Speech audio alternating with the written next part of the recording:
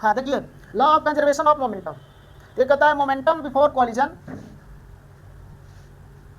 Momentum before collision equals to momentum after collision. Collision और ये हो गया हमारा कंजर्वेशन ऑफ मोमेंटम। इसका प्रूफ भी बताता हूँ। प्रूफ में देखिए, सपोज कर लो कि एक बॉल है ए जिसका मास m1 है और ये u1 वेलोसिटी से मूव कर रहा है। अनदर बॉल b है जिसका मास m2 है और ये इनिशियली u2 वेलोसिटी से मूव कर रहा है। तो इस केस में इसका मोमेंटम कितना है? इसका मोमेंटम आप कहोगे कि सर m1 u1 है, इसका मोमेंटम कितना है? m2 u2 है। अब u1 अगर ग्रेटर दैन u2 है, u1 ग्रेटर दैन u2 है, तो बॉल इसके साथ में जाके कोलाइड करेगा। तो कोलाइड करेगा इस केस में। अब ये सेकंड केस में जो बॉल ए है जिसका मास m1 है,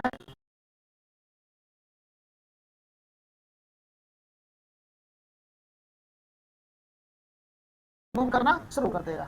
ये जो केस है बिफोर कॉलिजन, बिफोर कॉलिजन। ये सेकंड केस है आफ्टर कॉलिजन, आफ्टर कॉलिजन। अब इसका मोमेंटम कितना हो जाएगा आफ्टर कॉलिजन? m1 v1 और इसका मोमेंटम कितना हो जाएगा? m2 v2। तो according to conservation of momentum, यानी मोमेंटम बिफोर कॉलिजन, ये दोनों बॉल का मोमेंटम बिफोर कॉलिजन, इसका मोमेंटम कितना है? m1 u1 है और सेकंड बॉल का मोमेंटम m2 u2। तो बिफोर कॉलिजन टोटल मोमेंटम कितना हो गया? m1 u1 और प्लस m2 u2 दोनों बॉल के लिए। आफ्टर कॉलिजन मोमेंटम कितना हो जाएगा? m1 v1 और प्लस m2 v2। तो यानी momentum before collision m1 u1 और plus m2 u2, momentum after collision m1 v1 plus m2 v2। तो ये हो गया conservation of momentum. Momentum before collision equals to momentum after collision. इसमें बहुत सारे डिफरेंट केसेस भी होते हैं।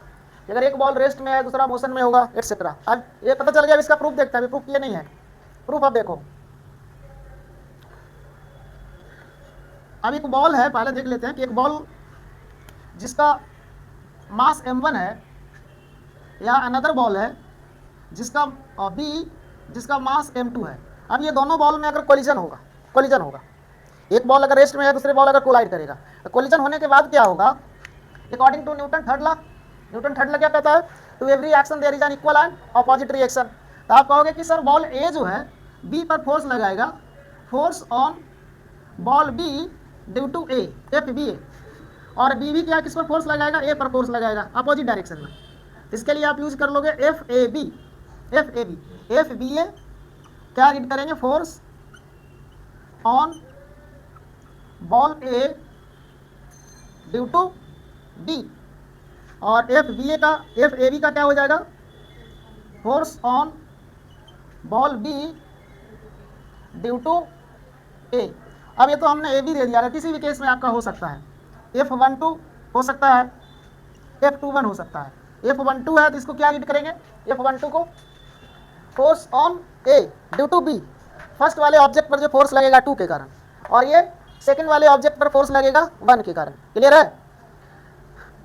अब न्यूटन थर्ड लॉ के अकॉर्डिंग मैग्नीट्यूड में दोनों इक्वल होगा। F A B equals to F B A. ये मैग्नीट्यूड के फॉर्म में हमने लिखा, वेक्टर का टर्म नहीं लिखा, एरो नहीं दिया है। लेकिन अगर आप जब वेक्टर के फॉर्म में लिखोगे, F A B equals to minus F B A, F A B equals to minus F B A, ये देंगे वेक्टर के टर्म में। क्लियर है ना? कि अगर ए वाले जो बॉल है बी पर अगर पॉजिटिव एक्स एक्सिस के अलॉन्ग लगाएगा तो अपोजिट डायरेक्शन में नेगेटिव एक्स एक्सिस के अलॉन्ग लगाएगा। तो वेक्टर क्वांटिटी है। अगर एक डायरेक्शन को आप पॉजिटिव ले रहे हो तो अनदर डायरेक्शन को क्या लेना पड़ेगा? नेगेटिव। जस्ट लाइक अगर मैं मान लो कि इस डायरेक्शन में 25 किलोमीटर पर आवर के स्पीड से मूव कर रहा हूँ, ठीक है, अब हमने डायरेक्शन चेंज किया, स्पीड कांस्टेंट रहेगा, तो अपोजिट डायरेक्शन के लिए -25 किलोमीटर पर सेकंड का स्पीड लेंगे वेलोसिटी के लिए, और स्पीड स्केलर क्वांटिटी है तो वो कांस्टेंट रहेगा। स्पीड अगर 25 मीटर पर सेकंड से मैं एक पर्टिकुलर डायरेक्शन में जा रहा हूँ और अपोजिट डायरेक्शन में मूव करेंगे तो स्पीड के लिए 25 मीटर पर सेकंड ही लेंगे। अगर 25 से इधर जा रहे हैं तो 25 इधर के लिए ही लेंगे, -25 नहीं, क्योंकि स्केलर क्वांटिटी है। लेकिन अगर वेलोसिटी लेंगे तो 25 मीटर पर सेकंड अगर इधर पॉजिटिव कंसीडर कर रहे हैं तो अपोजिट डायरेक्शन में क्या लेंगे? नेगेटिव। ये वेक्टर क्वांटिटी के लिए। यहाँ पर भी फोर्स का इसलिए हमने लिया, मे भी मैग्नीट्यूड में सेम हो कि ये अगर एक डायरेक्शन में ये पॉजिटिव ले रहे हैं तो दूसरे के लिए क्या हो जाएगा? नेगेटिव हो जाएगा। तो F A B equals to minus F B A, हमेशा ध्यान में रखना, दोनों एक तरफ जाएगा तो क्या हो जाएगा? 0। अब इसका प्रूफ देखिए, इसका प्रूफ यहाँ तो ये हो गया। अब इसके बाद देखिए F A B equal to F B A, ये रब कर रहा हूँ। नेक्स्ट वन इसी में कंटिन्यू में देखेंगे। अब एफ ए बी का वैल्यू, हालांकि इसको तो हमने बेकार में रब कर दिया, क्या दोबारा बता देता हूँ। ए है मास m1 है u1 वेलोसिटी से, बॉल b है मास m2 है u2 वेलोसिटी से। अब जब ये कोलिजन होगा तो आफ्टर कोलिजन, ये हो गया before collision. Before collision second एक और कंडीशन लेते हैं, बिफोर कोलिजन एक और कंडीशन लेते हैं ड्यूरिंग कोलिजन का भी देख लो, दोबारा हमें जरूरत ना पड़े, कोई कंफ्यूजन ना हो। ए बी m2, इसको हम लोग क्या करते हैं ड्यूरिंग कोलिजन, ड्यूरिंग कोलिजन। और आफ्टर कोलिजन जो m1 है मान लो v1 वेलोसिटी से मूव किया, बॉल b जिसका मास m2 है ये आपका v2 वेलोसिटी से मूव किया, ये हो गया after collision. After collision approve करिए, देखिए इतना ही में काम हो जाएगा। एफ ए बी का वैल्यू तो हमने डिस्कस कर लिया।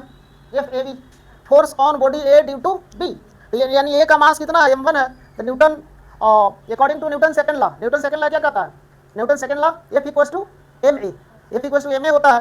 तो force on body A due to B, तो जो एक्सलेरेशन इसमें फोर्स जो इस पे अप्लाई होगा m1 इंटू क्या कर लेंगे एक्सलेरेशन, एक्सलेरेशन जो चेंज हो रहा है बॉडी ए का, तो बॉडी ए का acceleration change in velocity upon time होगा। तो फर्स्ट इनिशियल वेलोसिटी इसका कितना था u1, आफ्टर कोलिजन इसका वेलोसिटी कितना हो गया v1, इसको आप कह लो डायरेक्ट कि v1 माइनस u1 और divided by t, change in velocity upon time acceleration. Clear है। उसके बाद आप देखिए एफ बी ए का वैल्यू कितना हो जाएगा m2 v2 minus u2 by t। अब according to Newton third law F A B equals to minus F B A लिख सकते हैं ना। और जब ये मॉड आप लोगे मैग्नीट्यूड में तो ये दोनों इक्वल हो जाएगा, मॉड में बाद में लेना है, पहले ये देख लो। F A B equals to minus F B A. अब एफ ए बी का वैल्यू निकाल लो, एफ ए बी का वैल्यू कितना है m1 into v1 minus u1 divided by t equals to minus m2 v2 minus u2 divided by t, t से t cancel out हो गया, यहाँ आ गया m1 v1 minus m1 u1 equals to minus m2 v2 और minus minus plus m2 u2। अब आप क्या करना है m1 u1 को RHS में भेज दो, m2 v2 को LHS में ले आओ, m1 v1 plus m2 v2 equals to m1 u1 RHS में जाएगा, पॉजिटिव हो जाएगा, m1 u1 plus m2 u2। इसको रीअरेंज कर देता है, m1 u1 plus m2 u2 equals to m1 v1 plus m2 v2। अब देखिए तो जो हमें प्रूव करना था, अब ये मोमेंटम बिफोर कोलिजन हो गया, फर्स्ट बॉल का मोमेंटम बिफोर कोलिजन इसका कितना हो गया m1 u1, सेकंड बॉल का बिफोर कोलिजन m2 u2, ये दोनों का sum before collision m1 u1 plus m2 u2। After collision during collision से हमें बहुत ज़्यादा लेना देना नहीं है। आफ्टर कोलिजन इसका मोमेंटम कितना m1 v1 और प्लस सेकंड बॉल का मोमेंटम कितना हो गया m2 v2, यानी momentum before collision equals to momentum after collision. Prove हो गया, क्लियर है ना, कोई दिक्कत नहीं यहाँ तक।